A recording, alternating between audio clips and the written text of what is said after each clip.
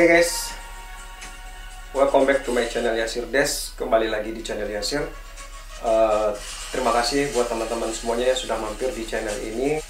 Dan bagi yang mau menonton video kali ini sampai selesai, jangan lupa akhiri dengan tekan tombol subscribe. Karena tombol subscribe itu adalah salah satu cara teman-teman untuk mendukung channel ini. Dan pastikan nyalakan lonceng agar teman-teman dapat pemberitahuan di setiap video-video terbaru dari channel ini.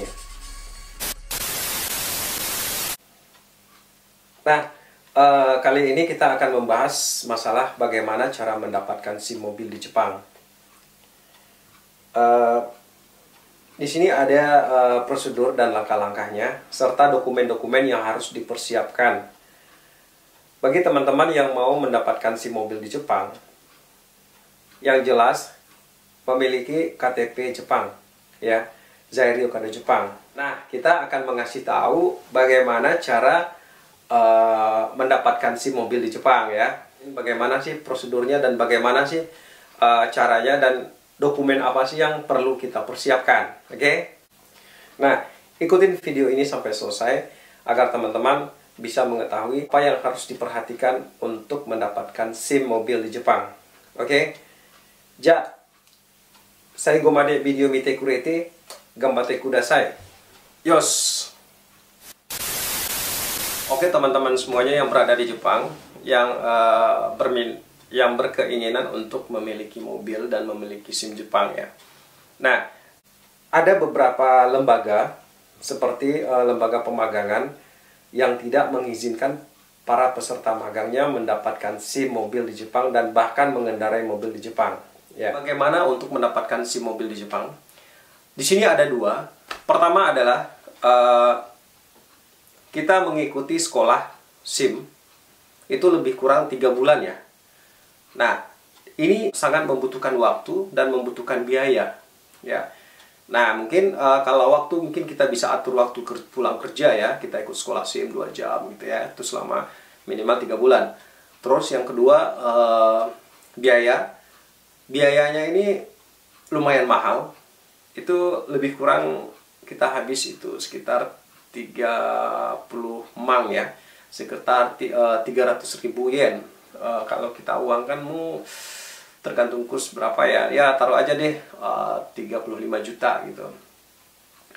Nah, jadi ini sangat sulit sekali karena kita pasti ngikutin pelajaran dengan menggunakan KAN. Nah, selanjutnya ada cara yang mudah dan gampang, yaitu dengan cara mengganti SIM Indonesia ke SIM Jepang, ya. Di sini ada dokumen-dokumen yang harus kita siapkan.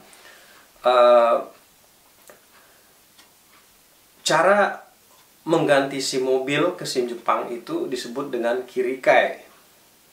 Kirikai artinya kita mempunyai SIM Indonesia yang masih berlaku, itu minimal pakai di Indonesia selama 3 bulan. Yang kedua, SIM tersebut kita bawa ke lembaga translate, yaitu JAF, Japan Automotive Federation. Nah, di JAF ini SIM kita akan ditranslate ke dalam bahasa Jepang.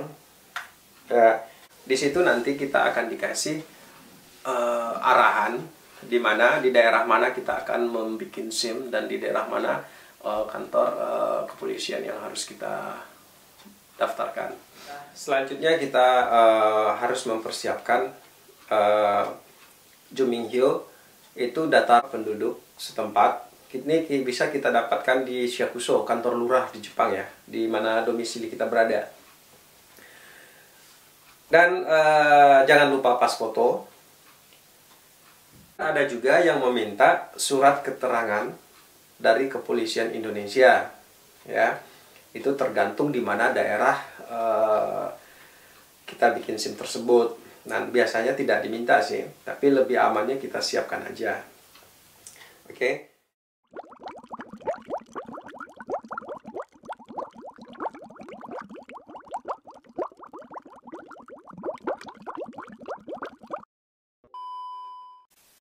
Sesudah kita sampai di Menkyo Senta, di kantor kepolisian di bagian pembuatan SIM, kita mendaftar dengan membayar biaya pendaftaran itu sebesar 2.200 yen ya. Nah, kita isi aplikasi dan dokumen kita serahkan. Kadang-kadang ada juga ditanyakan prosedur mendapatkan SIM di tempat kamu bagaimana gitu. Apakah hari itu diurus langsung dapat? Apakah soalnya lebih banyak atau lebih sedikit dengan ini? Ya. Dan bahkan ada juga yang nanya dengan menggunakan uang nggak, kata gitu. Artinya kita bayar atau kita sogok gitu ya. Itu ada ditanyakan seperti itu. Nah, yang jelas di setiap kepolisian, kantor kepolisian di negara-negara masing-masing itu sudah pada tahu ya.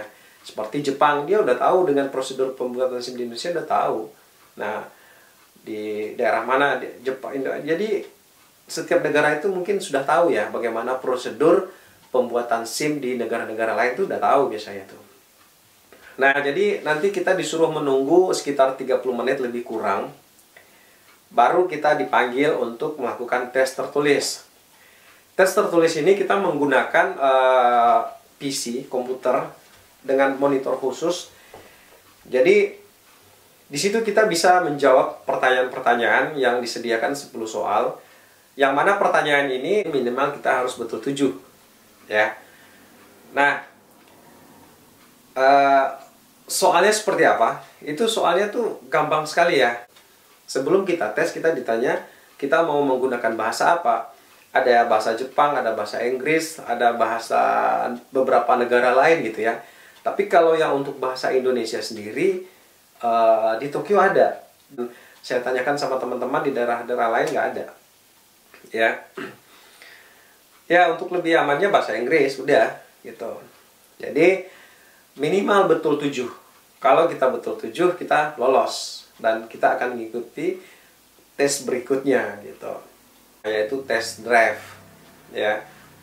Sudah kita lulus tes tertulis ini, kita lanjutkan ke loket berikutnya untuk Yuyaku.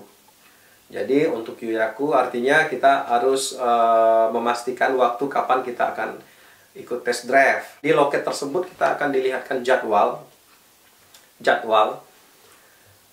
Contohnya di bulan ini tanggal berapa yang masih kosong ya. Kalau ada yang masih kosong, kita sesuaikan dengan schedule kita. Bisa nggak kita tes misalnya di tanggal tersebut gitu. Kalau di bulan itu, kalau dalam 1 bulan itu sudah penuh, nggak ada yang kosong, di bulan berikutnya ya. Kalau nggak ada juga di bulan berikutnya yang kosong, di bulan berikutnya lagi. Sekian dulu teman-teman video kali ini, semoga bermanfaat dan jangan lupa ikutin video berikutnya bagaimana cara kita melakukan test drive ya. Nanti kita juga akan membahas di sini ada beberapa jenis SIM ya. Itu tergantung dengan warnanya. Ada yang warna hijau muda dan ada yang warna biru dan ada yang warna gold ya. Kalau seperti ini kan sudah gold, oke? Nanti kalian akan mengetahuinya. Apa sih perbedaan SIM itu dari warna hijau, biru, dan gold ya. Ikutin channel ini terus dan kalian akan bisa mengetahui apa sih perbedaan warna dari SIM tersebut. Ada yang warna hijau, warna biru, dan warna gold, dan berapa tahun masa berlakunya. Oke? Stay by terus di channel Yasirdes. Jangan lupa setelah menonton, akhiri dengan tombol subscribe, like, dan komen ya. Ingat, jangan lupa nyalakan lonceng agar kalian dapat mengikuti video-video terbaru dari Yasirdes. Sekian dulu teman-teman video kali ini, semoga bermanfaat dan jangan lupa ikutin video berikutnya bagaimana cara kita melakukan test drive ya. Jadi test drive ini poin pertama untuk mendapatkan SIM mobil di Jepang ya. Ingat ya, test drive ini tidak segampang yang kita bayangkan dan tidak semudah yang kita pikirkan. Oh ya, ada yang berpikiran kalau udah bisa bawa mobil, udah gampang bisa. Enggak juga. Karena apa? Banyak rambu-rambu lalu lintas yang harus kita ketahui dulu. Ya. Ikutin video selanjutnya. Semoga teman-teman semua yang berada di Jepang yang berkeinginan untuk mendapatkan SIM mobil di Jepang bisa berhasil. Oke. Ja, mata-mata, Yasir des mata kuru kara. Domo.